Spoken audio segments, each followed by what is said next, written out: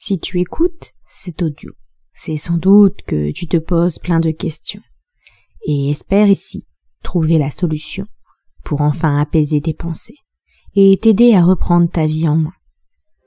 Le mental a cette particularité de nous fournir 1000 scénarios, le plus souvent improbables, et qui viennent uniquement nourrir nos peurs. Il faut dire que c'est ton inconscient qui lui a dicté ces automatismes.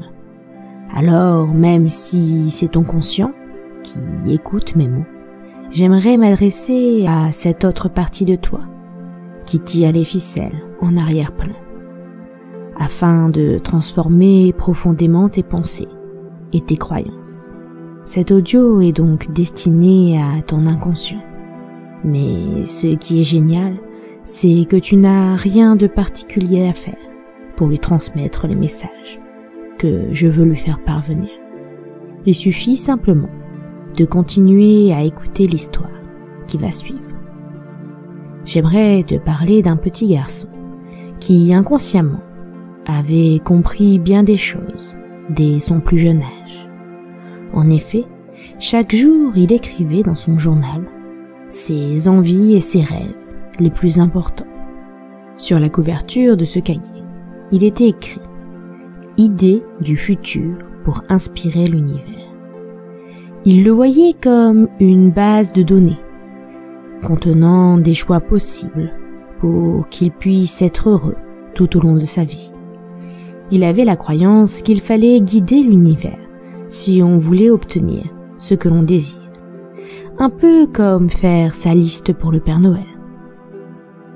Sa mère le sortit de ses rêveries. « Arrête de perdre ton temps avec ce cahier. » Ce discours, elle lui répétait inlassablement chaque jour. D'habitude, il l'ignorait telle une voix sourde et inaudible. Mais ce jour-là, il décida de prêter attention à ces mots. « Et si, au contraire, mes rêves me faisaient gagner du temps pour éviter de me perdre? La vie n'est pas faite de rêves. Tu grandis, tu devrais commencer à le comprendre. Et pourquoi pas? Et si c'était faux? Tu rêverais de quoi, toi? Répondit son fils. Sa mère ne sut pas quoi répondre. Cela faisait si longtemps qu'elle s'était interdit d'imaginer le meilleur, qu'elle ne savait pas comment faire. Quand avait-elle cessé de rêver? En devenant adulte? Non, cela remontait bien avant cela. Les larmes coulèrent sur ses joues, comme si elle venait enfin de se libérer d'une croyance. Son fils venait, sans le savoir, de déverrouiller une porte qu'elle avait fermée il y a bien longtemps pour se protéger. Face à sa détresse, son fils la prit dans ses bras et lui dit « Ne t'inquiète pas, maman. C'est comme le vélo.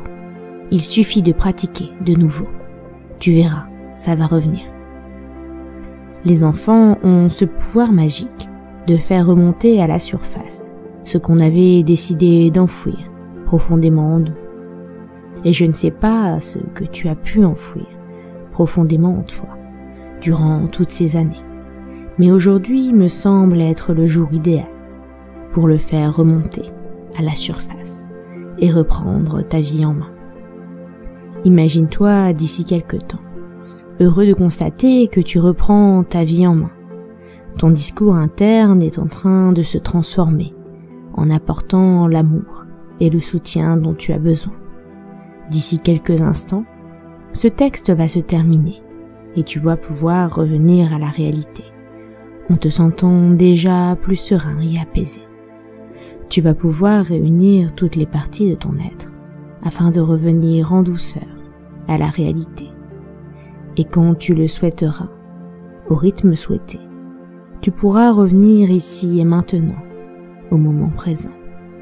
Ce fut un plaisir pour moi de t'accompagner et j'espère que mon histoire t'aidera à reprendre ta vie en main.